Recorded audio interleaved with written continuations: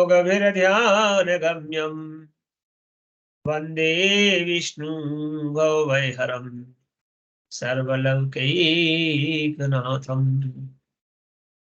कस्तूरीतिलकं ललाटपटले वक्षस्थले कौस्तुभम् नासाग्रे वरमुक्तिकं करतले करे कङ्कणम्। सर्वाङ्गे हरिचन्दनं सुललितं कण्ठे च मुक्तावली गोपास्त्रीपरिवेष्टितो विजयते गोपालचूडामणि। ॐ सच्चिदानन्दरूपाय विश्वोत्पत्त्यादिहेतवे तापत्रय विनाशाय श्रीकृष्णाय वयं नमः। श्रीकृष्ण गोविंद हरे मुरारे हे नाथ नारायण वासुदेवा। कृष्ण गोविंद हरे मुरारे हे नाथ नारायण वासुदेवा। गीता क्या कह रही है उसको समझने की कोशिश करिए। सबसे पहली बात तो गीता में जो भी बात है वो हमसे परे नहीं, हमसे परे मतलब हमसे अलग नहीं। कृष्ण कौन है, अर्जुन कौन है? अर्जुन है हमारा वह शरीर जो कर्म और अकर्म को नहीं पहचानना, और कृष्ण वह है जो हमारे अंदर की आत्मा है,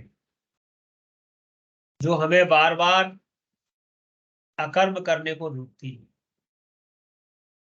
दुर्योधन कौन है? दुर्योधन वो है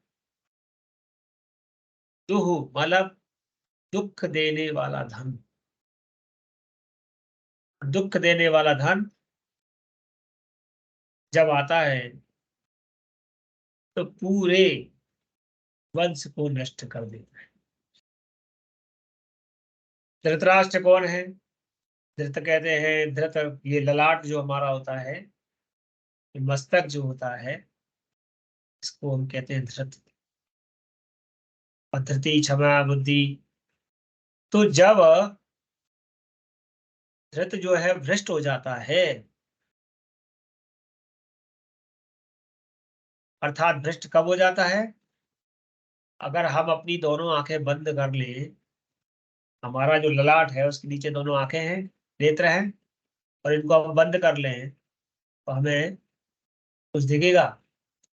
नहीं दिखेगा। तो एक तो हमारी जागृत दृष्टि है, जो आंखें हैं जो दिख रही है उनसे देखना, और एक वो आंखें जो अंतर्मन की आंखें हैं, नेत्र हैं, उनके द्वारा अच्छे बुरे में फर्क समझना, अच्छे बुरे को देख पाना। तो धृतराष्ट्र से कहा गया कि जो अच्छे बुरे में फर्क नहीं कर पाता, उसने अपने मोह के कारण अपनी आंखों को, नेत्रों को बांध रखा है, और वह दुह धन, जो दुख देने वाला धन दुर्योधन है, उसको वो बढ़ावा दे रहा है, उससे मोह कर रहा है। और उसके अंदर जो शरीर के अंदर जो दूसरा पक्ष है वो अर्जुन है, और वो अर्जुन जो है उस बुरे धन को, उसके साथ, बुरे धन के साथ अर्जुन का युद्ध है। लेकिन वो भी उसके साथ हो जाता है, कहता है ये तो मेरा ही भाई है, क्योंकि इंद्रियों का साथ तो छूटता थोड़ी है, सब इंद्रियां आपस में एक दूसरे का सपोर्ट करती है। तब वो आत्मा रूपी कृष्ण है, वो उसको समझा रहा है कि देख, ये जो दुर्योधन है ये तुझे नष्ट कर देगा, ये तुझे परमात्मा को प्राप्त नहीं होने देगा, ये तेरी सदगति नहीं होने देगा। और अगर तू सदगति चाहता है तो मुझ में प्रीति लगा। मैं कौन? बोले मैं ब्रह्म, मैं परमात्मा, मैं वह सूक्ष्म रूप परमात्मा हूं जिसमें तू प्रीति लगाएगा तो तेरा पुनः जन्म नहीं हो। और इसीलिए कर्म कर। कौन सा कर्म? जो तुझे करने को भेजा गया है। कौन सा कर्म करने के लिए भेजा है? जो हमारे नैमित्तिक कर्म है उनको करने को भेजा गया है। सृष्टि में आना, सृष्टि के नियम के अनुरूप जो जो कर्म हमें बताए गए हैं उन्हें करना है, लेकिन उन कर्मों में निष्काम कर्म और सकाम कर्म में भेद कर्म। निष्काम कर्म कौन करता है? निष्काम कर्म करती है माता। माता अपने पुत्र को पालते वक्त, उसको दुग्धपान कराते वक्त, उसे बड़ा करते वक्त उससे कोई अपेक्षा नहीं करती। लेकिन सकाम कर्म कौन करता है? वह जीव जब किसी कामना को लेकर के कि मैं ये करूंगा तो मुझे इससे ये प्राप्ति हो जाए, और अगर ये प्राप्ति नहीं हुई तो वो क्रुद्ध हो जाता है। क्रोधात् संभवति तो वो क्रोध आएगा, फिर वो आएगा, फिर वो नष्ट करेगा अपना। तो जगत में बहुत सारे लोग हैं जो निष्काम कर्म करते हैं, उनमें सबसे प्रथम जो स्थान दिया है वो माँ का करता है, और उसी के आधार पर सबको कहा गया कि निष्काम कर्म करो। मतलब कहते हैं कुछ लोग, आपने कभी कभी पढ़ा होगा, नेकी कर कुएं में डाल।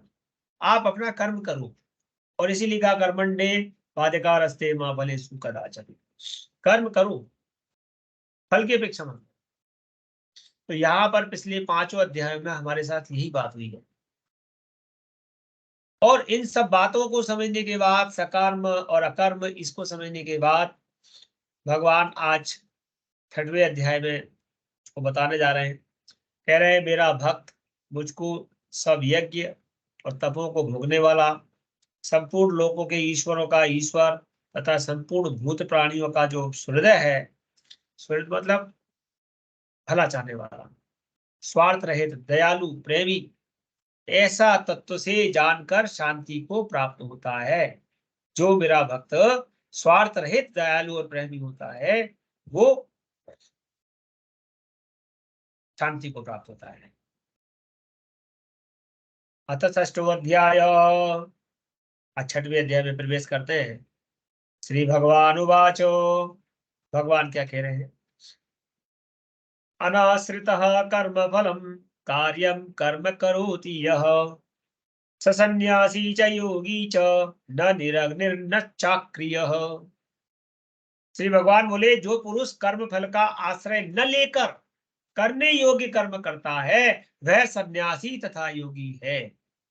केवल अग्नि का त्याग करने वाला सन्यासी नहीं है, तथा केवल क्रियाओं का त्याग करने वाला योगी नहीं है। अग्नि का भी त्याग करे, क्रियाओं का भी त्याग करे, अर्थात कर्म फल का आश्रय ही न ले।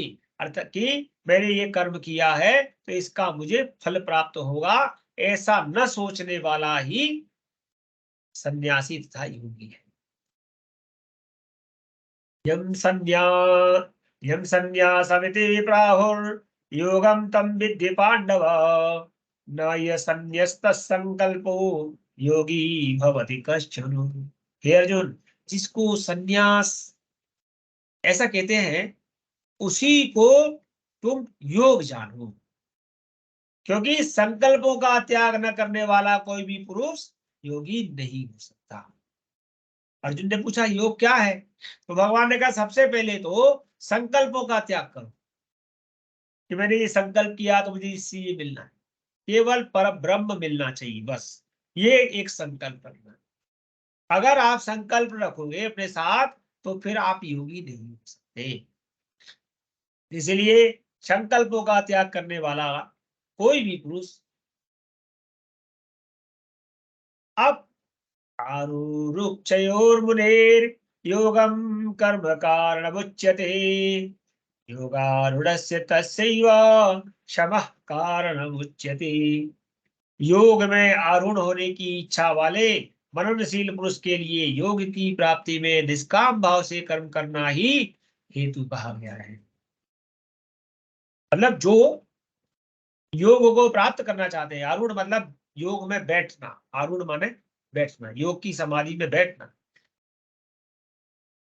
तो वो कब होगा? जब निष्काम भाव से कर्म करना है।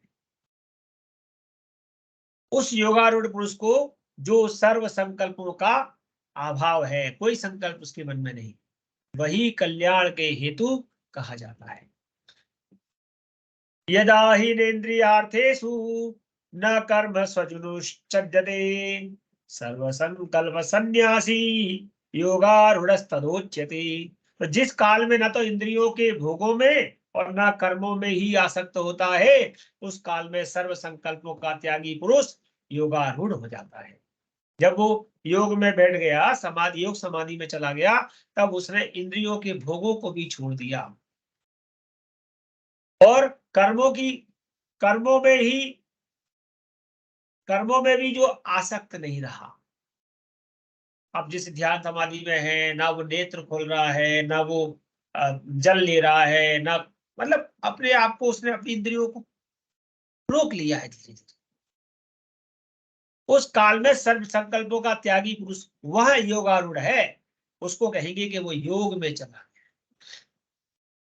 उद्धरेदात्मनात्मानं नात्मानं वसादयेत् आत्मैव ह्यात्मनो बन्धो रात्मैव रिपुरात्मनो।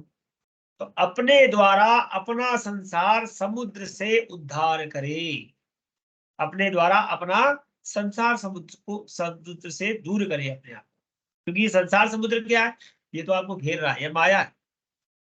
और अपने को अधोगति में न डाले, क्योंकि यह मनुष्य कोई और नहीं है, यह मनुष्य आप ही तो अपना मित्र है और आप ही अपना शत्रु है। यानी हम स्वयं ही अपने मित्र हैं और हम स्वयं ही अपने शत्रु हैं। अगर हम इस समुद्र संसार रूपी समुद्र में अपने आप को डाल रहे हैं तो ये हम अपने शत्रु हैं। अभी देखिए कैसे कि बंधुरात्मा आत्मनस्तस्य येनात्मैवात्मना जितः अनात्मनस्तु शत्रुत्वे वर्तितात्वमेव शत्रुवत्।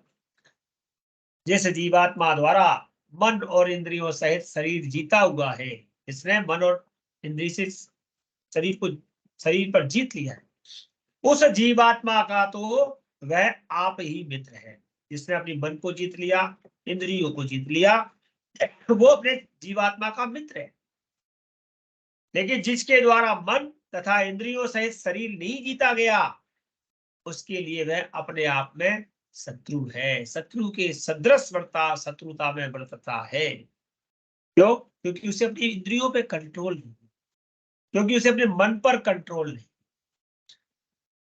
जितात्मनः प्रशान्तस्य परमात्मा समाहितः शीतोष्ण सुख दुःखेषु तथा मानापमानयोः।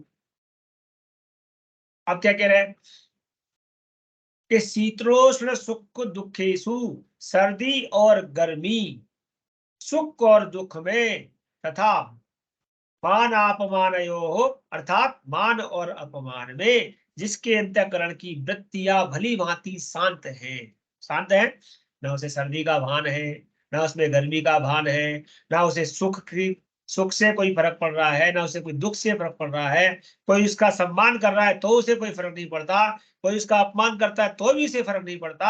अर्थात हर स्थिति में वह शांत है। ऐसे स्वाधीन आत्मा वाले पुरुष के ज्ञान में सच्चिदानंद घन परमात्मा अच्छे रूप से विराजते हैं। अर्थात उसके ज्ञान में परमात्मा के सिवा अन्य कुछ नहीं होता। जब होगा जब वो इन सबसे शांत परे हो जाएगा। तो ज्ञान विज्ञान तृप्तात्मा कूटस्थो विजितेन्द्रिय युक्त युक्तचेत योगी युक्त युक्तचते योगी समलोष्टास्मकांचन।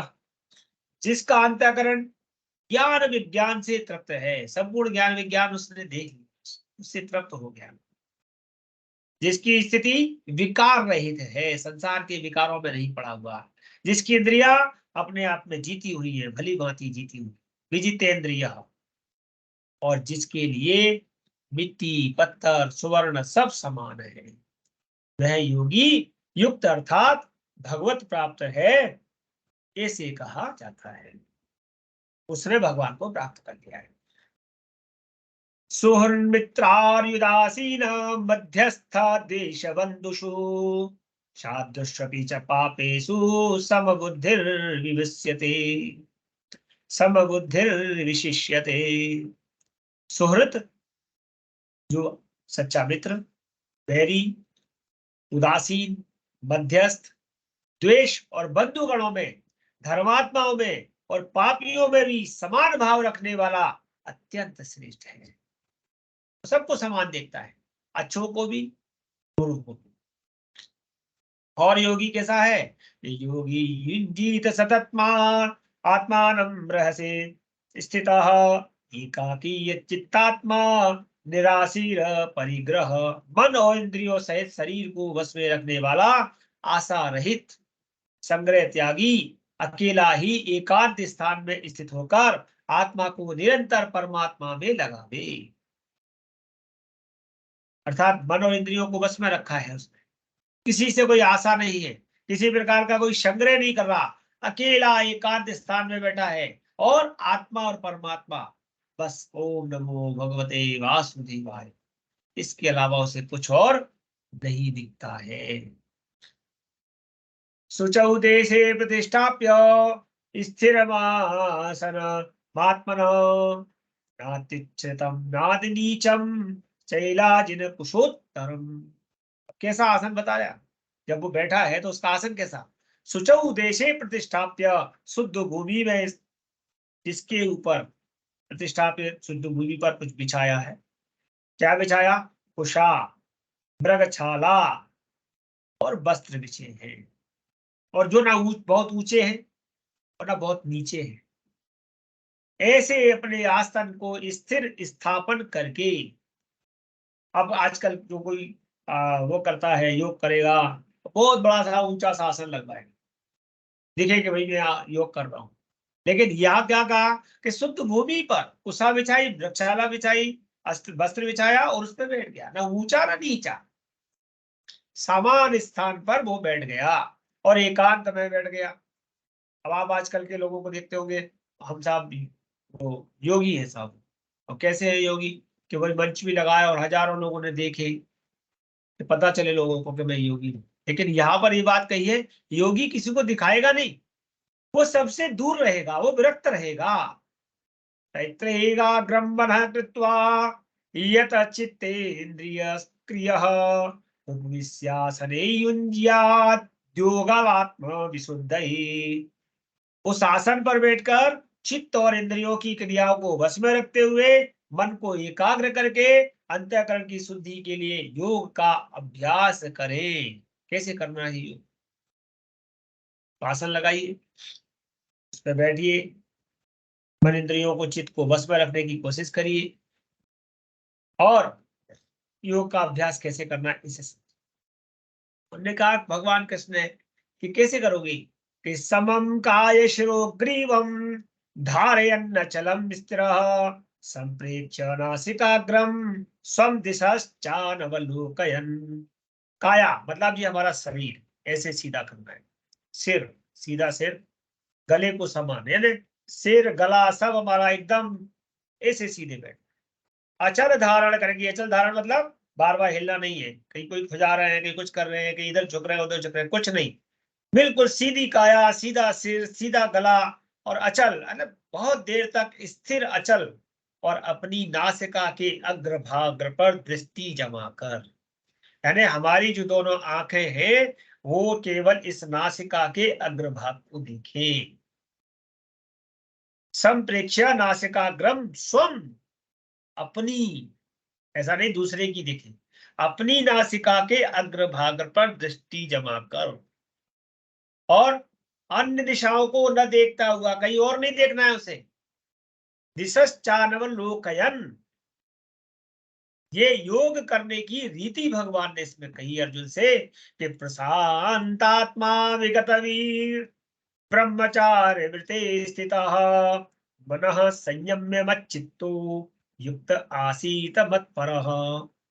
और कैसे रहेगा? बोले ब्रह्मचारी के व्रत में स्थित, जो ब्रह्मचर्य व्रत होता है उसमें रहे, और भय रहित। जहां आसन लगा के बैठा है तो उसे भय नहीं हो ना कि मैं जंगल में आसन लगा के बैठा हूं तो यहाँ शेर आ जाएगा, व्याघ्र आ जाएगा, या कोई हमारा आसपास का सामान चोरी करके ले जाएगा। ले जा, सब प्रकार से भय से रहित तथा भली भांति शांत, बिल्कुल शांत होकर के अंतःकरण वाला सावधान योगी मन को रोक कर, अपने मन को रोक ले। मन को रोकने का मतलब क्षुधा पिपासा आदि सबसे रहित हो जाए। भूख लग रही है, मन की बात नहीं सुनना, प्यास लग रही है तब भी मन की बात नहीं सुनना, केवल मुझ में चित्त वाला, मुझ में मतलब भगवान कृष्ण में चित्त करने वाला मेरे परायण होकर के स्थित हो जाए, ऐसा प्रभु कहते हैं। और कैसे करेगा? बोले युञ्जनैवं सदात्मानं योगी नियत मानसः शांतिं निर्वाण परमां मत संस्था मधिगच्छति। तो बस में किए हुए मन वाला योगी इस प्रकार आत्मा को निरंतर मुझ परमेश्वर के स्वरूप में लगाता हुआ मुझ में रहने वाली परमानंद की पराकाष्ठा रूप शांति को प्राप्त होता है। बहुत समय लगता है इसमें, बहुत समय तक सीधा बैठना सीखू, फिर प्राणायाम के द्वारा शरीर को साधना, और फिर नासिका पर दृष्टि को जमाए रखते हुए बहुत समय तक इंद्रियों पर कंट्रोल करते हुए, मन की बात को न सुनते हुए परमेश्वर में जब वो अपनी निरंतर आस्था लगाता है तो धीरे धीरे वो उस पराकाष्ठा को प्राप्त कर लेता है जहां उसे परमेश्वर मिले। और करने के लिए सिर्फ क्या करना पड़ता है, कैसे करेगा वो योगी, कैसा हो सकता है योगी? कि नात्यष्टतस्तु योगोस्ति न चैकान्तमनुष्णतः न चाति स्वप्नशीलस्य जाग्रतो नैव चार्जुनः। हे अर्जुन, यह योग ना तो बहुत खाने वाले का है और ना बिल्कुल खाने वाले का है, न बहुत शरीर करने वाले के स्वभाव वाले का है और न सदा जागने वाले का है। क्यों? अगर बहुत खाएगा तो वो योग नहीं कर सकता, और आवश्यकता अनुसार नहीं खाएगा तो भी उसका शरीर विचलित होगा, इसलिए वो नहीं खा पाएगा, नहीं कर पाएगा। बहुत ज्यादा सोएगा, बहुत शयन करने वाले स्वभाव, वो भी योग नहीं कर पाएगा। और लेकिन बहुत जागता है तो वो भी योग नहीं कर पाएगा, जब योग करेगा तो निद्रा सताएगी। तो कैसा व्यक्ति कर सकता है? उसके लिए उन्होंने कहा कि युक्ताहार विहारस्य युक्त चेष्टस्य कर्मसु युक्त स्वप्न प्रभो प्रावा युक्त स्वप्न प्रावबोधस्य योगो भवति दुःखः युक्त स्वप्नावबोधस्य योगो भवति दुःखः। युक्ताहार विहारस्य, युक्ताहार विहार से मतलब यथा योग आहार विहार, जो खाने के लिए कहा गया है आहार वो खाए और जितना आवश्यक है उतना खाए। अच्छा लग गया तो दो फुल्के ज्यादा खा ले, नहीं। दुखों का नाश करने वाला योग तो यथा योग्य आहार विहार, आवश्यकता अनुसार खाना, समय से खाना, जो भोजन का निश्चित समय है उस पर भोजन करना, और विहार मतलब जो समय शयन करने का है केवल उसी पर शयन करना, ऐसा करने वाला युक्त स्वप्न वाबोधस्य, कर्मों में यथा योग्य चेष्टा करने वाला, यथा योग्य सोने वाला और जागने वाला, उसका ही योग सिद्ध होता है। क्योंकि जब वो आवश्यकता के अनुरूप आहार विहार करेगा तो उसे किसी भी प्रकार के बुरे स्वप्न और दुख नहीं सताएंगे, उसके दुखों का नाश हो जाएगा और वो आसानी से योग कर पाएगा। यदा विनियतं चित्तम् आत्मन्येवावतिष्ठते निःस्पृहः सर्वकामेभ्यो युक्तित्यच्यते सदा। अत्यंत वश में किया हुआ चित्त जिस काल में परमात्मा में ही भली भांति स्थित हो जाता है, उस काल में संपूर्ण भोगों से स्पृहा रहित पुरुष योग युक्त है, ऐसा कहा जाता है। उसने अपने आप को पूरी तरह से वश में कर लिया, तो फिर चित्त भली भांति परमात्मा में पहुंचेगा। और एक काल ऐसा आ जाएगा स्पृहा रहित, मतलब उसे किसी भी चीज का भान नहीं होगा। ऐसा कहा जाता है यथा दीपो निवातस्थो निंगते सोपमा स्मृता योगिनो यत चित्तस्य युञ्जतो योगमात्मनः। जिस प्रकार वायु रहित स्थान में स्थित दीपक चलायमान नहीं होता, वैसे ही उपमा परमात्मा के ध्यान में लगे हुए योगी के जीते हुए चित्त की कही गई है। अब कोई दीपक जल रहा है, वहां पे हवा नहीं है तो दीपक स्थिर रहेगा। और वैसे ही वह योगी जिसने अपने मन इंद्रिय आदि आहार विहार सब पे संयम करके परमात्मा के ध्यान में लगा है, उसका चित्त भी बिल्कुल स्थिर रहेगा, दीपक की ज्योति की तरह। यत्रो परमते चित्तम निरुद्धम योग सेवया, यत्र चैवात्मनात्मानं पश्यन्नात्मनि तुष्यति। तो योग के अभ्यास से निरुद्ध, अपने आप को रोकना, निरुद्ध योग के अभ्यास से चित्त जब निरुद्ध हो जाए, जिस अवस्था में उपराम हो जाता है, मतलब ऊपर समाधि पे पहुंच जाता है, जिस अवस्था में परमात्मा के ध्यान से शुद्ध हुई सूक्ष्म बुद्धि द्वारा परमात्मा को साक्षात करता है, सच्चिदानंद घन परमात्मा में ही वह संतुष्ट रहता है। ये अर्जुन, सुखमात्यंतिकम यत् बुद्धि ग्राह्य मतीन्द्रियम वेत्ति यत्र चैवायं स्थितश्चलति तत्त्वतः। तो इंद्रियों से अतीत केवल शुद्ध ही सूक्ष्म बुद्धि द्वारा ग्रहण करने योग्य जो अनंत आनंद है, उसको जिस अवस्था में वह अनुभव करता है, जिस अवस्था में स्थित वह योगी परमात्मा के स्वरूप में विचलित नहीं होता। जब उसे परमात्मा दिखता है तो विचलित नहीं होता। क्यों? क्योंकि उसने इंद्रियों से बहुत परे हो चुका है, सूक्ष्म बुद्धि में चला गया है, और साक्षात जब परमात्मा से मिलता है तो विचलित नहीं होता। यम लब्ध्वा च परम लाभम मन्यते नाधिकम तदा स्थितो न दुखेन गुरुणापि विचाल्यते। तो परमात्मा की प्राप्ति रूप जिस लाभ को प्राप्त होकर उससे अधिक दूसरा कुछ भी और नहीं मानता। वो कहता है परमात्मा मिल गए, अब मेरे लिए इससे बढ़ के कुछ भी नहीं है। और परमात्मा प्राप्ति जिस अवस्था में स्थित योगी बड़े भारी दुख से भी चलायमान नहीं होता। जब उसको परमात्मा मिल जाते हैं तो उसके सामने बड़े से बड़े दुख आ जाते हैं, तब भी वह चलायमान नहीं होता, क्योंकि वो अपनी बुद्धि को, अपने आप को परमात्मा में लगाए होता है। तम विद्याद दुख संयोग वियोगम योग संजितम सनिश्चयेन योक्तव्यो योगो निर्विण्य चेतसा। तो जो दुख रूप संसार के संयोग से रहित तथा जिसका नाम योग है, उसको जानना चाहिए। वह योग न उकताए हुए अर्थात धैर्य और उत्साह युक्त चित्त से निश्चय पूर्वक करना कर्तव्य है। ऐसा नहीं कि जबरदस्ती कर रहे हैं, उकताए हुए, धैर्य के साथ करना, प्रसन्न होकर के करना। प्रसन्न चित्त होकर के करोगे, धैर्य के साथ करोगे, मन से करोगे, तब वह योग प्राप्त होगा। और जब योग प्राप्त हो जाएगा तो दुख रूप संसार के संयोग से रहित हो जाएगा। जाता जीव को किसी भी प्रकार के दुख का भान नहीं होगा, मतलब उससे वह डगेगा नहीं। तो संकल्प प्रभावान कामान् त्यक्त्वा सर्वान् शेषतः मनसैवेन्द्रियागामं विनियम्य विनियम्य समन्ततः। संकल्प से उत्पन्न होने वाली संपूर्ण कामनाओं को निश्चित रूप से त्याग कर और मन के द्वारा इंद्रियों के समुदाय को और भी भली भांति रोक कर, जब संकल्प से उत्पन्न होने वाली उसकी कामनाएं थी उनको उसने छोड़ दिया, मन की इंद्रियों का समुदाय भी उसे परेशान करता है, उन्हें भी उसने भली भांति रोक दिया। फिर शनै शनै रूपरवेद बुद्ध्या धृते गृहीतया आत्मसंस्थं मनः कृत्वा न किंचिदपि चिंतयेत्।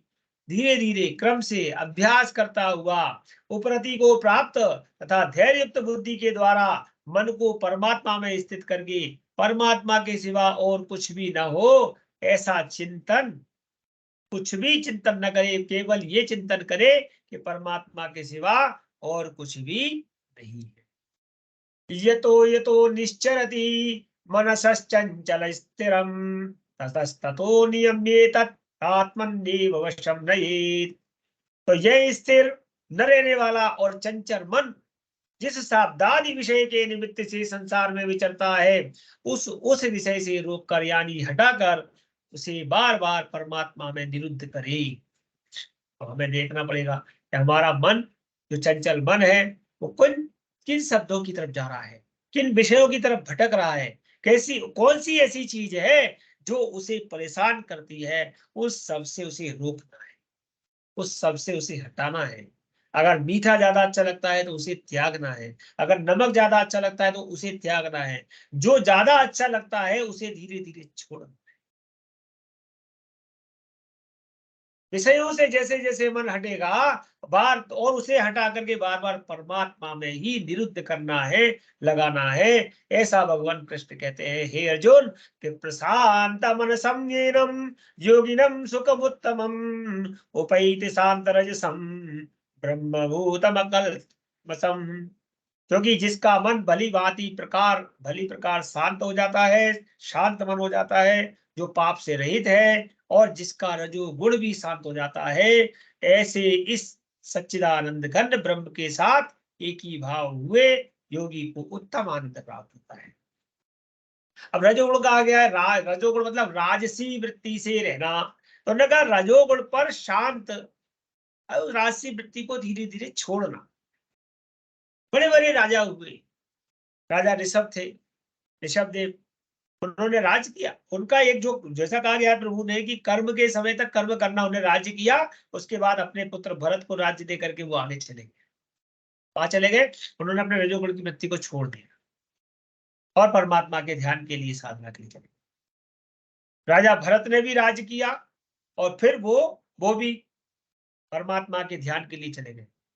लेकिन हुआ क्या, जब वो परमात्मा का ध्यान कर रहे थे और ध्यान करते समय उनका मन भटक गया हिरण में, और बाद में फिर वो जड़ भरत हिरण बन गए, उनको कथा अलग है। लेकिन विषय यही आया कि रजोगुण तो शांत हो गया, लेकिन फिर मन को कंट्रोल करना बहुत आवश्यक है। ये इंद्रियों को रोकना बहुत आवश्यक है। सामने दुख हो रहा है, सुख हो रहा है, उसके भान की चिंता नहीं करनी। अपने आप को जब परमात्मा में लगा दिया है तो केवल उस सच्चिदानंद घन की प्रति अपने आप को आनंदित करना। इंजनेवं सदात्मानं योगी विगत कल्मषः सुखेन ब्रह्म संस्पर्शमत्यंतम सुखमश्नुते। तो वह पाप रहित योगी इस प्रकार निरंतर आत्मा को परमात्मा में लगाता हुआ सुख पूर्वक पर ब्रह्म परमात्मा की प्राप्ति रूप अनंत आनंद का अनुभव करता है। सर्वभूतस्थमात्मानं सर्वभूतानि चात्मनि ईक्षते योगिक्तात्मा सर्वत्र समदर्शन।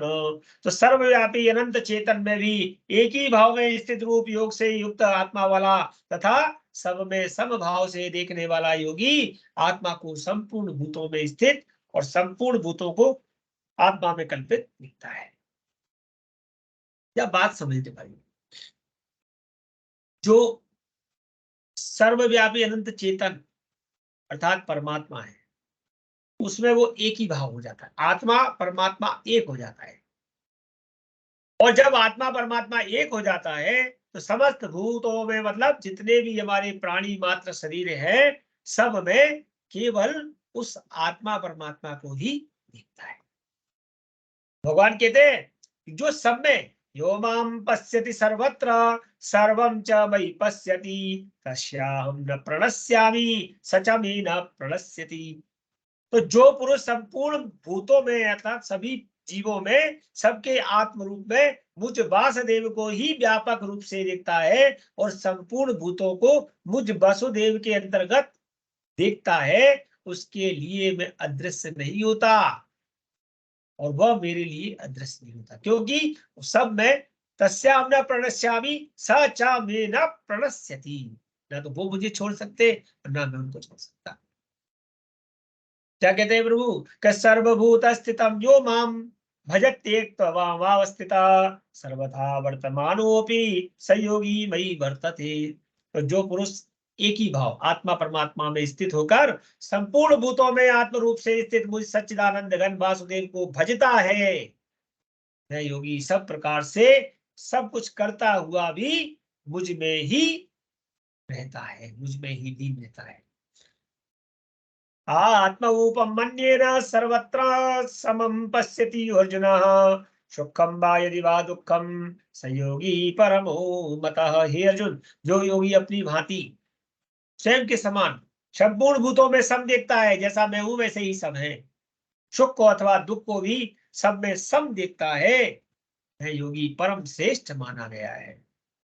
तो योगी की परिभाषा भगवान ने अर्जुन को बताई कि किस प्रकार योगी, क्योंकि उसने पूछा क्या आपने इतना सब कहा तो योग क्या है, योगी क्या है, इसके बारे में बता दीजिए। अब अर्जुन को फिर संशय हो गया। वो कहता है योयम योगस्त्वया प्रोक्तः साम्येन मधुसूदन एतस्याहं न पश्यामि चंचलत्वा स्थितिम स्थिराम। अर्जुन बोला हे मधुसूदन, जो यह योग आपने समभाव से कहा है, मन के चंचल होने से मैं इसकी नित्य स्थिति को नहीं देखता। आप तो कह रहे हैं कि समभाव हो जा, आत्मा परमात्मा दोनों मिल जाए, लेकिन मन इतना चंचल है कि मैं इसको नहीं देख पा रहा। मेरा मन तो चंचल है, तो कैसे? तो भगवान और फिर कहता है कि चंचलम ही मनः कृष्ण प्रमाथि बलभद्रडम तस्याहं निग्रहं मन्ये वायुर्व दुष्करम। क्योंकि हे श्री कृष्ण, यह मन बड़ा चंचल है, प्रमथम स्वभाव वाला है, इसको वश में करना बड़ा मुश्किल है, बड़ा दृढ़ है, बहुत बलवान है, अपनी ओर खींच लेता है। बार बार मैं सोचता हूं कि ये मेरे नहीं है, ये मेरे नहीं है, लेकिन मुझे वही की ओर खींचता है। इसलिए उसको बस में करना और वायु को रोकने की भांति अत्यंत दुष्कर मानता हूं। जैसे हम हवा को रोक सके, वैसे ही हम हवा को नहीं रोक सकते, और वैसे ही इस मन को रोकना भी बड़ा मुश्किल है, अर्जुन कह रहा है। तो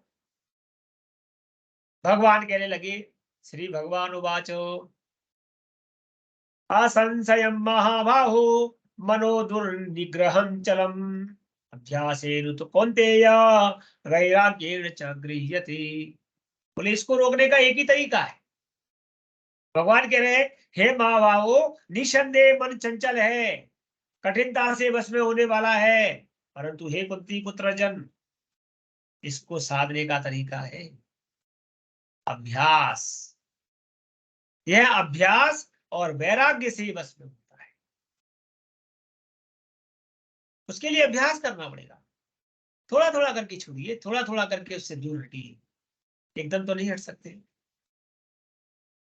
आज किसी ने आसन लगाया, आधा घंटा उसने भगवान का भजन किया और भटक गया, कोई बात नहीं, कल और 10 मिनट ज्यादा करो, परसों और 10 मिनट ज्यादा करो। हम सामान्य रूप से किसी भी बात को करते हैं, एक छोटी बात करें, अगर हम कोई साइकिल चलाते हैं, एक दिन में 1 किलोमीटर चला लेंगे, एक दिन में इकट्ठी 40 किलोमीटर नहीं चला सकते। लेकिन हम निरंतर उसे चलाएं, निरंतर उसे चलाएं, तो धीरे धीरे बढ़ाते बढ़ाते बढ़ाते बढ़ाते हमारी उस साइकिल की जो गति है वो 40 किलोमीटर भी चल जाएगी, उसमें भी हम थकेंगे नहीं। अर्थात किसी भी कार्य को करने के लिए प्रभु कहते हैं कि अभ्यास की आवश्यकता है, आपको अभ्यास करना पड़ेगा। हे कुंती पुत्र, मन को रोकने का अभ्यास करो और वैराग्य को लाओ। वैराग्य मतलब उन वस्तुओं से प्रीति हटाओ। असंयतात्मना योगो दुष्प्रापिति में मतिः पश्यात्मना तु यतता शक्यो वाप्तुमुपायतः। जिसका मन बस में किया हुआ नहीं है, ऐसे पुरुष द्वारा योग दुष्प्राप्य है, और बस में किए हुए मन वाले प्रयत्नशील पुरुष द्वारा साधन से उसका प्राप्त होना सहज है। अर्थात जो मन को बस में नहीं कर सकता, वो योग को नहीं प्राप्त कर सकता। तो जो मन को बस में कर लेगा, उसके बस में करने का प्रयत्न करेगा, वह पुरुष योग के साधन के लिए है। ये मेरा मत है, भगवान कहते हैं। फिर अर्जुन ने कहा, अर्जुन उवाच, अर्जुन कहता है कि अयति ही श्रद्धयोपेतो योगाचलित मानसः अप्राप्य योग संसिद्धिं काम गतिं कृष्ण गच्छति। अर्जुन बोले हे कृष्ण, जो योग में श्रद्धा रखने वाला है, योग में श्रद्धा तो रखता है कि योग करूंगा तो भगवान मिलेंगे, परमात्मा में जाऊंगा, और योग करने की कोशिश भी करता है, आधा घंटा कर लेता है, 1 घंटा कर लेता है, लेकिन फिर भी भटक जाता है। अर्थात वो संयमी नहीं है, कहीं ना कहीं मनुष्य विचलित हो जाता है। इस कारण जिसका मन अंत काल में योग से विचलित हो जाता है, हो गया है, ऐसा साधक योग की सिद्धि को अर्थात भगवत साक्षात्कार को न प्राप्त होकर किसी गति को प्राप्त होता है। और अब में से हजारों लोग ऐसे हैं जो भगवत प्राप्ति के लिए योग तो करते हैं, लेकिन मन बड़ा चंचल है, इसलिए भटक जाते हैं। तो अर्जुन कह रहा है कि इनका क्या होता होगा, इनको भगवत साक्षात्कार होता भी है कि नहीं, ये किस गति में जाते हैं। और प्रश्न करता है वो कि कच्चिन्नो भय विभ्रष्ट छिन्ना ब्रह्म नश्यति अप्रतिष्ठो महाबाहो विमूढ़ो ब्रह्मण पति। हे महाबाहु, क्या वह भगवत प्राप्ति के लिए मार्ग में मोहित और आश्रय रहित पुरुष छिन्न छिन्न बादल की भांति दोनों ओर से भ्रष्ट और नष्ट होकर नष्ट तो नहीं हो जाता।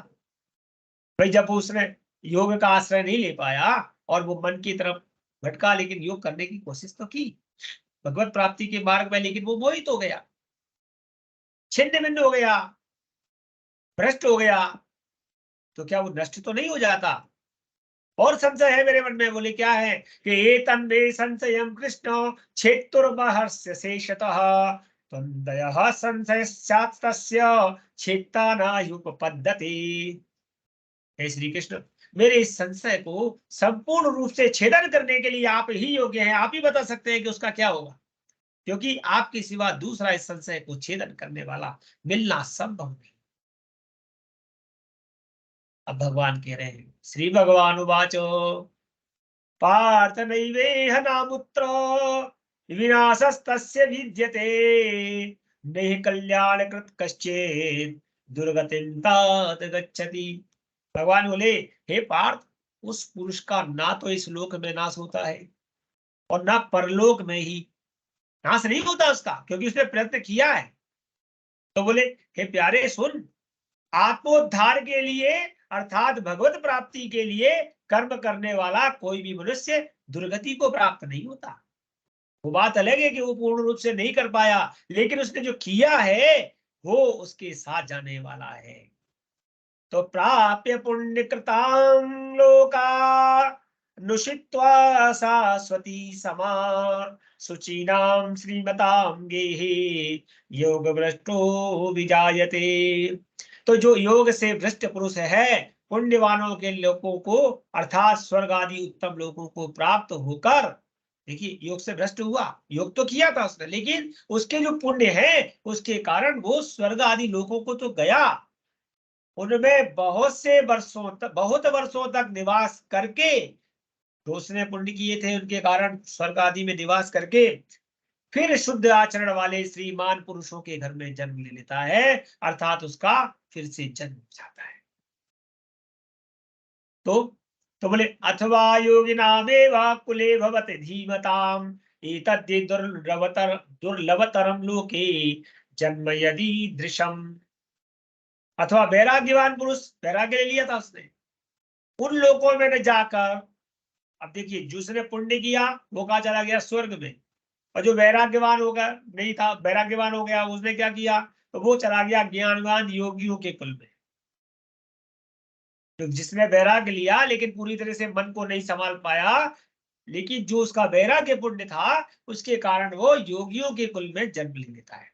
परंतु इस प्रकार का यह जन्म है जो संसार में निस्संदेह अत्यंत दुर्लभ है, क्योंकि योगियों के कुल में जन्म लेना भी दुर्लभ है और मनुष्य का जन्म लेना भी दुर्लभ है।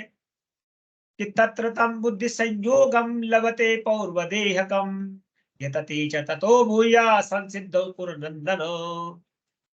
तो वहां उस पहले शरीर में संग्रह किए हुए बुद्धि संयोग को अर्थात सब बुद्धि रूप योग के संस्कारों को अनायास ही प्राप्त हो जाता है। बात को समझिए आप, तत्र तम बुद्धि संयोगम लभते पौर्वदेहकम, उसने जो पूर्व में योग किया था, ज्ञान यज्ञ किया था, लेकिन वो पूरी तरह से मन को नहीं संभाल पाया, इसका मतलब ये नहीं, वो जो उसका बुद्धि संयोग है, पहले का जो उसका किया हुआ पुण्य है वो उसके साथ चल रहा है। योग के संस्कारों को इस जन्म में अनायास ही थोड़ा सा किसी का संसर्ग प्राप्त करते ही वो प्राप्त करने लगता है, उसे वो याद आने लगता है। हे कुरुनंदन, उसके प्रभाव से वह फिर परमात्मा की प्राप्ति रूप सिद्धि के लिए पहले से भी बढ़कर प्रयत्न करता है। इस श्लोक में जो बात है वो आप सब अपने ऊपर देख सकते हैं।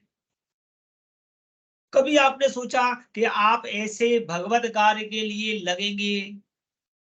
ये आपका भगवत कार्य जो आज हो रहा है, जी इस जन्म का नहीं, न जाने किस जन्म में हम सब कुछ ना कुछ योग करते हुए आए हैं, लेकिन चंचल मन के कारण हम उसे पूर्ण रूप से नहीं कर पाए, और इसके कारण हम अनेक स्वर्ग आदि लोकों में ज्ञान योगियों के बीच में होते हुए पुनः अपने इस शरीर को प्राप्त किए हैं, और फिर से हमारे साथ वह संसर्ग उत्पन्न हुआ। हम ज्योतिष के माध्यम से या भागवत के माध्यम से या कहीं ज्ञान रूपी यज्ञ के माध्यम से फिर से उस परमात्मा की प्राप्ति रूप सिद्धि के लिए पहले से भी बढ़कर प्रयत्न करने लगे हैं। हे अर्जुन, ऐसा मान, आप सब भी ऐसा मानिए।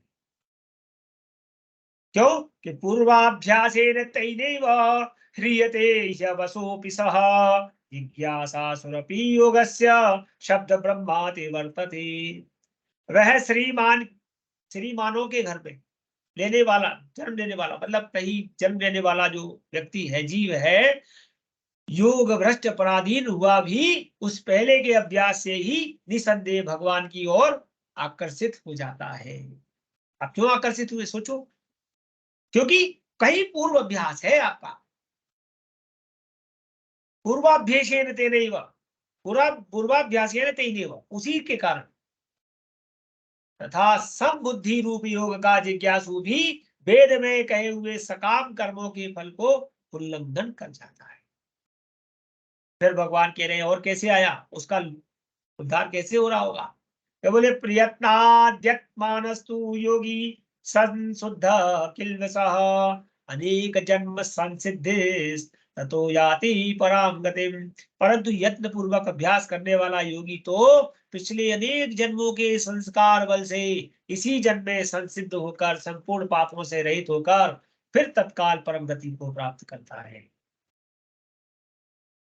इसमें एक बात समझने में आनी चाहिए कि जो अनेक जन्मों के संस्कार उसके थे, वह जीव इस जन्म में संपूर्ण पापों से रहित होकर परम गति को प्राप्त करता है। और दूसरी बात समझनी चाहिए कि ऐसे पाप रहित होने के लिए हमें अनेक जन्मों के संस्कार चाहिए, अनेक जन्मों का तप चाहिए, अनेक जन्मों का योग चाहिए। जरूरी नहीं कि इसी जन्म में हम ये सब त्याग करके छोड़ करके मन को बस में कर पाए और उस परमात्मा की परम गति को प्राप्त कर पाए, लेकिन ये जो हमारा इस जन्म में हो रहा है ये व्यर्थ नहीं जाने वाला है, क्योंकि अनेकों अनेकों जन्मों में जो परमात्मा के प्रति हमारा किया गया योग होगा, जो साधना होगी, वो हमें आगे ले जाएगी। तपस्विभ्योऽधिको योगी ज्ञानिभ्योऽपि मतोऽधिकः कर्मभ्याचाधिको योगी तस्माद् योगी भवार्जुन। अब श्रेष्ठ कौन है, इसकी बात कहते हैं कि योगी तपस्वियों से श्रेष्ठ है और शास्त्र ज्ञानियों से भी श्रेष्ठ है, सकाम कर्म करने वालों से भी योगी श्रेष्ठ है। हे अर्जुन, तू योगी हो, योगी बन। क्यों? योगी नाम अपि सर्वेषां मदगतेन अंतरात्मना श्रद्धा भावान भजते यो माम समे युक्त तमो मतः। संपूर्ण योगियों में भी जो श्रद्धावान योगी मुझ में लगे हुए अंतरात्मा से मुझको निरंतर भजता है, वह योगी मुझे परम श्रेष्ठ मानते हैं। अर्थात जितने बहुत सारे योगी हैं, कर्म योगी है, शास्त्र योगी है, शास्त्र कर्म कर रहा है, सकाम कर्म कर रहा है, निष्कर्म कर रहा है, तपस्वी है, लेकिन उन सब में जो सबसे ज्यादा श्रद्धावान भजते यो माम, जो मुझे भजता है अंतरात्मा से, बाहर से नहीं, बाहर से तो कह रहे हैं हम ओम श्री कृष्ण गोविंद हरे मुरारी, ये बाहर का भजन है, अंदर से भी। वो अंदर का हर किसी को सुनाई नहीं पड़ेगा, वो परमात्मा ही सुन सकता है। तो वह योगी मुझे परम श्रेष्ठ मान्य है। श्री कृष्ण गोविंद हरे मुरारी, हे नाथ नारायण वासुदेवा। ओम तत्सदिति श्रीमद्भगवद्गीतासु उपनिषत्सु ब्रह्म विद्यायां योग शास्त्रे श्री कृष्णार्जुन संवादे आत्म संयम योगो नाम षष्ठो अध्याय। तो ये आत्म संयम योग का नाम छठवां अध्याय हमारा यहाँ पूर्ण होता है, और सातवें अध्याय में हम प्रवेश करते हैं। और भगवान कहते हैं, श्री भगवान उवाच। अब भगवान अपनी ओर खींचने की बात बताते हैं कि तुम मेरे कैसे हो सकते हो। ये सारा प्रकरण योग पे ही चलेगा। मय्यासक्तमनः पार्थ योगम यज्जन्मदाश्रय असंशयं समग्रं मां यथा ज्ञास्यसि तच्छृणु। वह सुनो क्या, भगवान बोले हे पार्थ, अनन्य प्रेम से मुझ में आसक्ति चित्त और अनन्य भाव से मेरे परायण होकर योग में लगा हुआ, तो जिस प्रकार से संपूर्ण विभूति बल ऐश्वर्य आदि गुणों से युक्त सबके आत्मरूप मुझको संशय रहित जानेगा, उसको सुन। जब तू मेरे अंदर अनन्य प्रेम करने लगेगा, सब प्रकार की आसक्ति चित्त हो जाएगा, मतलब हर विषय वस्तु में तू मुझे ही देखेगा और मुझ में तू संशय नहीं करेगा। कब? ज्ञानम ते हम सविज्ञानम इदम वक्ष्याम्य शेषतः यज्ञात्वा नेह भूयोन्न यज्ञात्वामभ्यवसिष्यति। मैं तेरे लिए इस विज्ञान सहित तत्व ज्ञान को संपूर्ण रूप से कहूंगा, जिसको जानकर संसार में फिर और कुछ भी तेरे लिए जानने योग्य शेष नहीं बचेगा। तो कैसे कहा कि मनुष्याणाम सहस्रेषु कश्चिद् यतति सिद्धये यततामपि सिद्धानां कश्चिन् मां वेत्ति त्वत्ततः। मनुष्याणाम सहस्रेषु, हजारों मनुष्य में कोई एक मेरी प्राप्ति के लिए यत्न करता है, हजारों में से कोई एक। और जब वो यत्न करता है तो और उन यत्न करने वाले योगियों में भी कोई एक मेरे परायण होकर मुझको तत्व से अर्थात यथार्थ रूप से जान पाता है। पहले तो हजारों में से कोई एक होगा जो भगवान के लिए जाएगा। अब वो धीरे धीरे उनमें से, मान लो हमारे यहाँ 1 करोड़ आबादी है, तो 1000 लगे, तो उन 1000 में से भी कोई एक होगा जो प्रभु के परमात्मा के यथार्थ रूप को जान पाएगा। क्यों?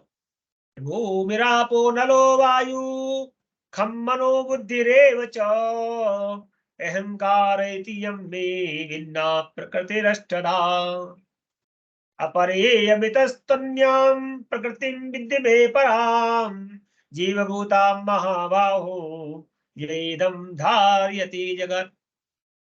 मेरी 8 प्रकार की जो प्रकृति है उसको समझ। भूमि रापो अनो नलो वायु खम मनो बुद्धि रेव च। पृथ्वी, आप माने जल, अनलो अग्नि, वायु, खम माने आकाश, मन वो माने मन बुद्धि, और अहंकार। इस प्रकार 8 प्रकार से विभाजित मेरी प्रकृति है। जो मेरी प्रकृति है वो इस प्रकार से 8 जगह विभाजित है। और ये 8 प्रकार के भेदों वाली तो अपरा है, अर्थात मेरी जड़ प्रकृति है जो बाहर से तो नहीं दिखती है। ये महाबाहु, इससे दूसरी को जिससे यह संपूर्ण जगत धारण किया जाता है, मेरी जीव रूपा अर्थात परा अर्थात चेतन प्रकृति, उसको जान। तूने तो अभी पृथ्वी देखी, जल देखा, अग्नि देखा, वायु देखा, आकाश देखा, और मन बुद्धि और अहंकार को देखा, लेकिन उस चेतना को, चेतन प्रकृति को जान जो तेरे अंदर है। एतद्योनीनि भूतानि सर्वाणि तुप्पधारय अहम कृष्णस्य जगतः प्रभवः प्रलयस्तथा। हे अर्जुन, तू ऐसा समझ, इस संपूर्ण प्राणियों में इन दोनों प्रकृतियों से ही उत्पन्न होने वाले हैं। और मैं संपूर्ण जगत का प्रभाव और प्रलय, अर्थात संपूर्ण जगत का मूल कारण हूं। भगवान कहते हैं कि ये आठों इंद्रियां अपनी जगह है और ये चेतन और आठों प्रकृति, इन दोनों से उत्पन्न होने वाले जो जीव है, उन संपूर्ण जगत का, उनका प्रभाव, उनका प्रलय, उनका प्रकाश, उनकी ज्योति, वो मैं हूं। क्यों? महतः परतरम नान्यत् किंचिदस्ति धनंजय, मयि सर्वमिदं प्रोक्तम सूत्रे मणिगण इव। हे धनंजय, अर्जुन को धनंजय कहा गया है। हे धनंजय, मुझसे भिन्न दूसरा कोई भी परम कारण नहीं है, जो भी कारण है मैं हूं। और यह संपूर्ण जगत सूत्र में, सूत्र की मणियों के सदृश मुझ में गुथा हुआ है। जैसे माला में मोती लगे हैं, इसी प्रकार से संपूर्ण जगत को एक सूत्र में मैंने ही गूथा हुआ है, मणियों की तरह। रसोऽप्सु कौन्तेय प्रभास्मि शशि सूर्ययोः, प्रणवः सर्ववेदेषु शब्दाखे पौरुषम नृषु। हे अर्जुन, मैं जल के रस में हूं, जो जल है उसमें मैं ही हूं। चंद्रमा में, सूर्य में जो प्रकाश है वो मैं ही हूं। संपूर्ण वेदों में जो ओंकार है वो मैं ही हूं। आकाश में जो शब्द है वो मैं ही हूं। और पुरुषों में जो पुरुषत्व है, गोविंद कहते हैं मैं ही हूं। और मैं क्या हूं? कि पुण्यो गंध पृथिव्याम च तेजश्चास्मि विभावसौ, जीवनम सर्वभूतेषु तपश्चास्मि तपस्विषु। मैं पृथ्वी में पवित्र गंध हूं। पृथ्वी में जो गंध आ रही है वो मैं ही हूं। अग्नि का तेज भी मैं ही हूं। और संपूर्ण भूतों में उनका जीवन मैं ही हूं। और तपस्वियों का तप मैं ही हूं। बीजम माम सर्वभूतानां विद्धि पार्थ सनातनम, बुद्धिर्बुद्धिमतास्मि तेजस्तेजस्विनामहम्। हे अर्जुन, तू संपूर्ण भूतों का सनातन बीज मुझको जान। जितने भी जीव हैं, उनके अंदर जो बीज है वो मैं हूं। मैं बुद्धिमानों की बुद्धि हूं और तेजस्वियों का तेज हूं। बलम बलवताम चाहम कामराग विवर्जितम, धर्मा विरुद्धो भूतेषु कामोस्मि भरतर्षभ। हे भरत श्रेष्ठ, मैं बलवानों का आसक्ति हूं, कामनाओं से रहित बल अर्थात सामर्थ्य हूं। बलवान के अंदर जो बल है, सामर्थ्य है, वो मैं हूं। सभी जीवों में धर्म के अनुकूल अर्थात शास्त्र के अनुकूल जो काम है, मैं मैं वो काम नहीं हूं जो शास्त्र के विरुद्ध है, लेकिन जो शास्त्र के अनुकूल है वो काम मैं ही। ये चैव सात्विका भावा राजसास्तामसाश्च ये, मत्ता एवेत्ति तान् विद्धि न त्वं तेषु ते मयि।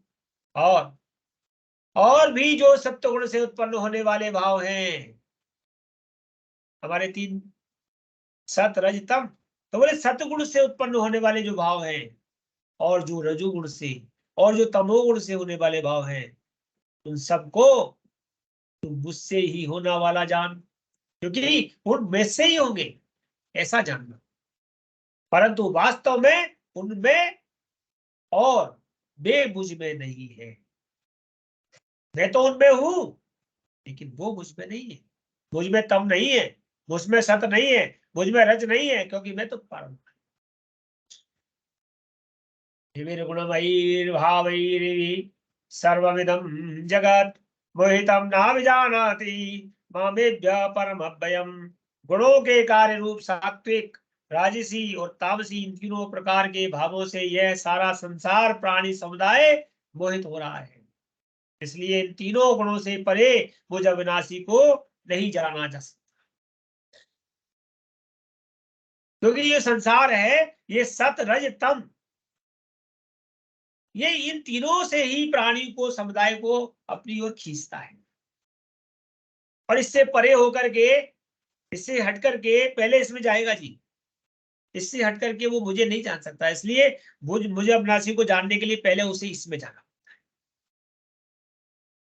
द्वेषी हे सा गुणमयी मम माया दुरत्यया मामेव ये प्रपद्यन्ते मायामेतां तरन्ति ते। क्योंकि ये मेरी माया है, क्योंकि यह अलौकिक अर्थात अति अद्भुत त्रिगुणमयी मेरी माया बड़ी दुस्तर है।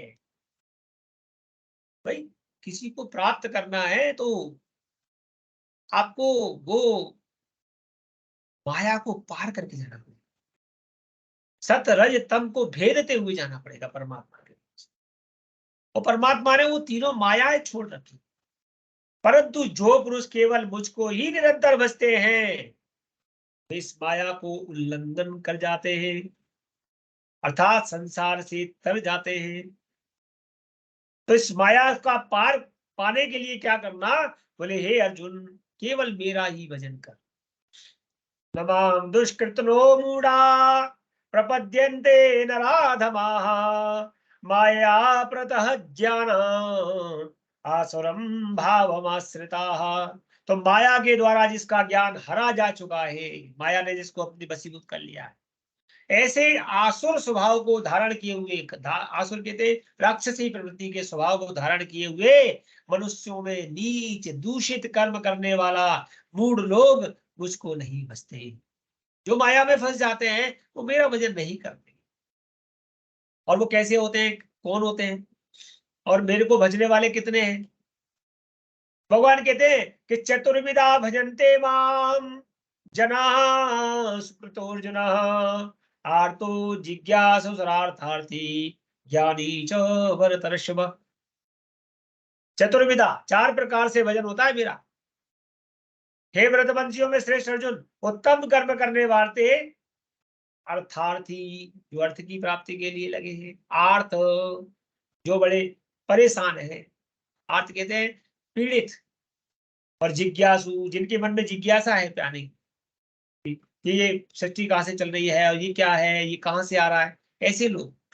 और चौथे नंबर के ज्ञानी अर्थार्थी, अर्थात जो किसी उद्देश्य से मुझे बसते हैं। आर्त अर्थात जो विपत्ति में मुझे बसते हैं।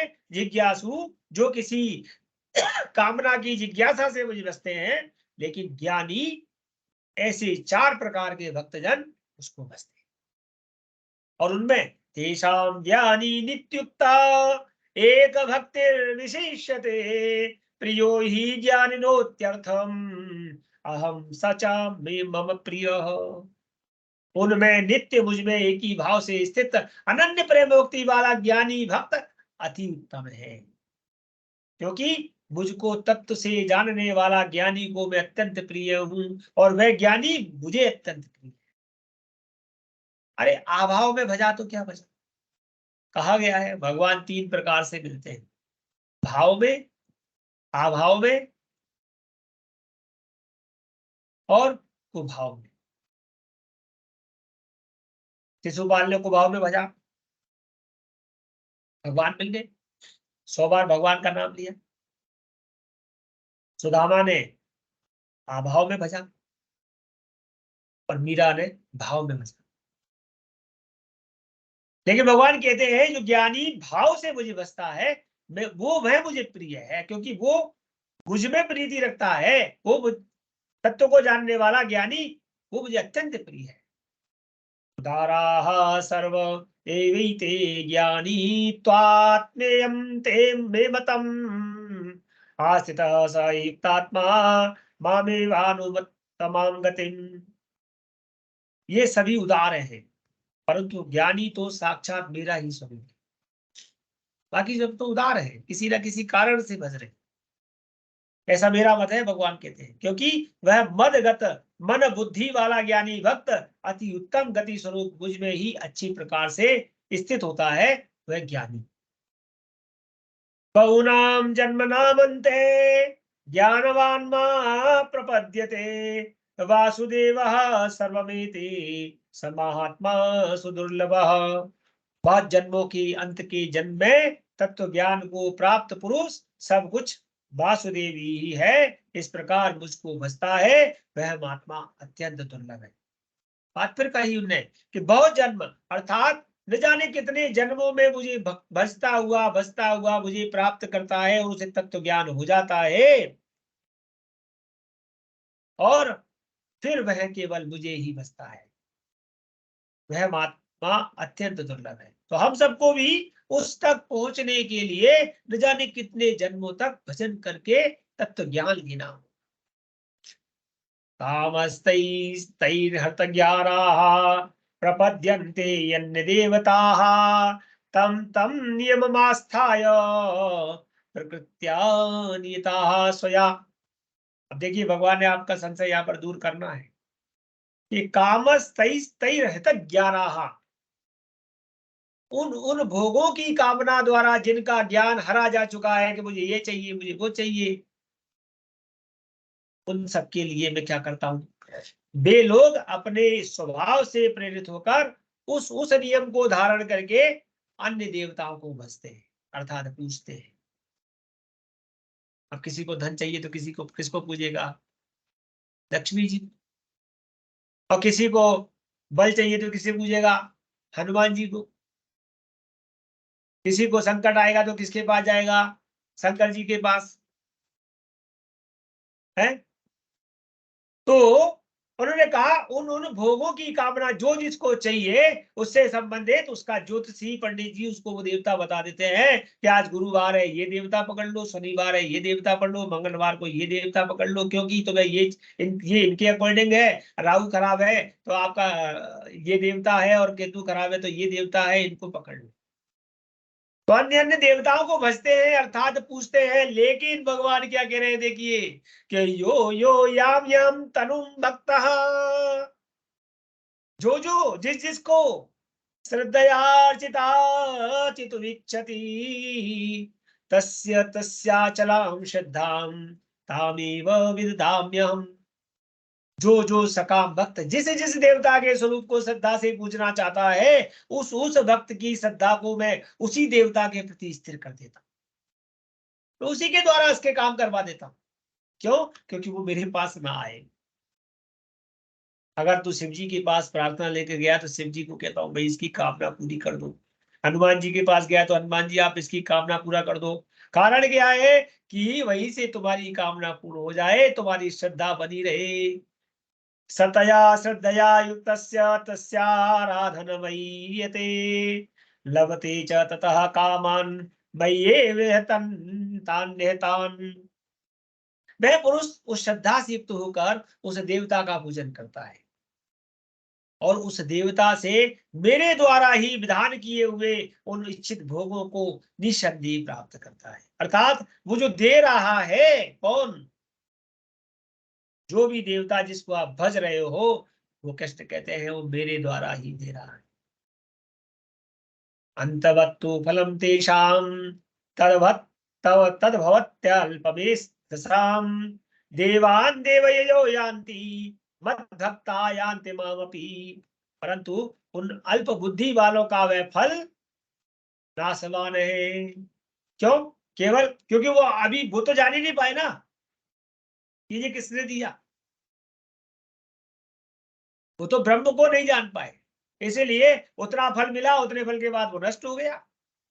तथा वे देवताओं को पूजने वाले देवताओं को प्राप्त होते हैं, और जो मेरे भक्त चाहे जैसे भी मुझे भजे अंत में मुझको ही प्राप्त होते हैं। हमारा संकल्प क्या है? विष्णु सायुज्य प्राप्त्यर्थम। ने ये नहीं कहा कि दुर्गा सायुज्य शिव सायुज्य है, जीव को कौन सी गति में पहुंचाना है, कहां पहुंचाना है, किसके साहित्य में पहुंचाना है, भगवान पर ब्रह्म विष्णु के चरण। और इसलिए भगवान कह रहे हैं कि जो जिस देवता को भज रहा है वो उसके पास पहुंच रहा है फिर वापस आ रहा है, लेकिन जो मुझे भज रहा है किसी रूप में भी भजे कैसे भी भजे वो मुझको प्राप्त होता है। अव्यक्तम व्यक्तिमापन्नम मन्यन्ते माम बुद्धयः परम भावमजानन्तो ममाप्यानुमुत्तमम्। बुद्धिहीन पुरुष मेरे अनुत्तम अविनाशी परम भाव को न जानते हुए मन इंद्रियों से परे मुझ सच्चिदानंद घन परमात्मा को मनुष्य की भांति जन्म कर व्यक्ति भाव को प्राप्त हुआ मानते हैं। नाहं प्रकाशः सर्वस्य योगमाया समावृतः मूढ़ोऽयं न विजानाति लोको मामजमव्ययम्। तो अपनी योग माया से छिपा हुआ वह सबके प्रत्यक्ष नहीं होता। मैंने अपने आप को योग माया में छिपा रखा है।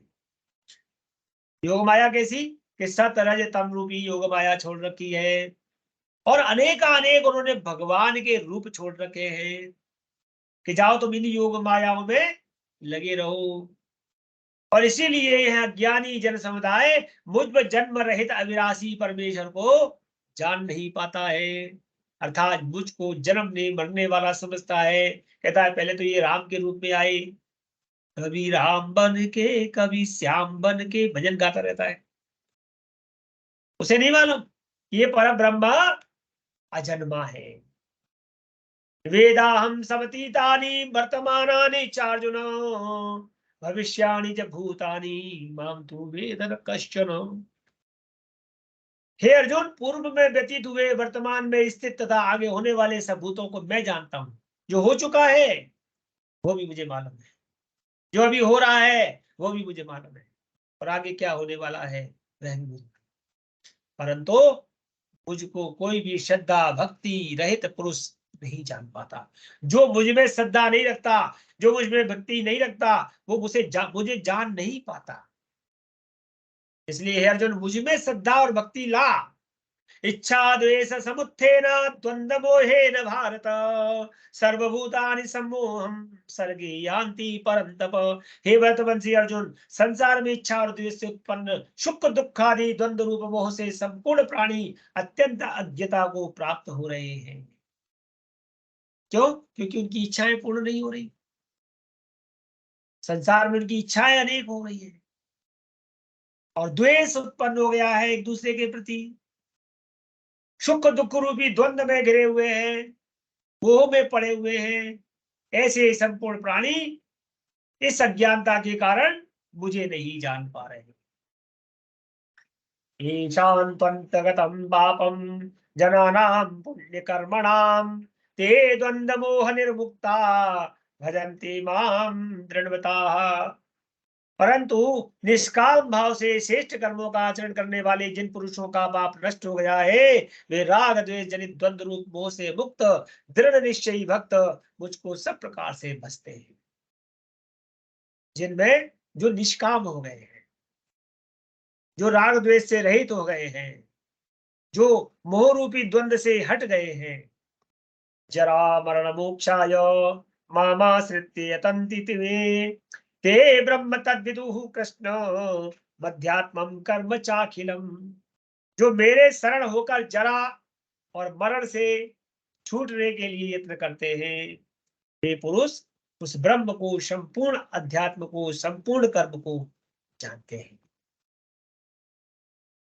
साधिभूतादिदैव माम साधि यज्ञम च ये विदुः प्रयाण काले पिचा माम ते विदुर्युक्त चेतसा। जो पुरुष अधिभूत और अधिदेव के सहित तथा अधियज्ञ के सहित सबका आत्मरूप मुझे अंत काल में ही जानते हैं, वे युक्त चित्त वाले पुरुष मुझे जानते हैं।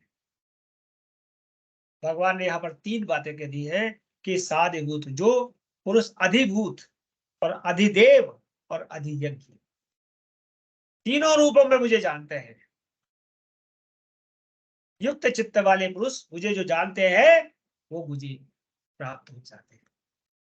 ओम तत्सदिति श्रीमद्भगवद्गीतासु उपनिषत्सु ब्रह्म विद्यायां योग शास्त्रे श्री कृष्णार्जुन संवादे ज्ञान विज्ञान योगो नाम सप्तमो अध्याय। कल के अध्याय में अर्जुन प्रश्न करेगा कि हे प्रभु, ये ब्रह्म क्या है, अध्यात्म क्या है, कर्म क्या है। अभी आपने अधिभूत कहा, ये अधिभूत क्या है, अधिदेव क्या है और अधियज्ञ कौन है। तो इनके बारे में हम कल बात करेंगे। आज की कथा को यहाँ विराम देंगे। जय गणपति की। श्री कृष्ण गोविंद हरे मुरारी। हे नाथ नारायण वासुदेवा, श्री कृष्ण गोविंद हरे मुरारी। हे नाथ नारायण वासुदेवा,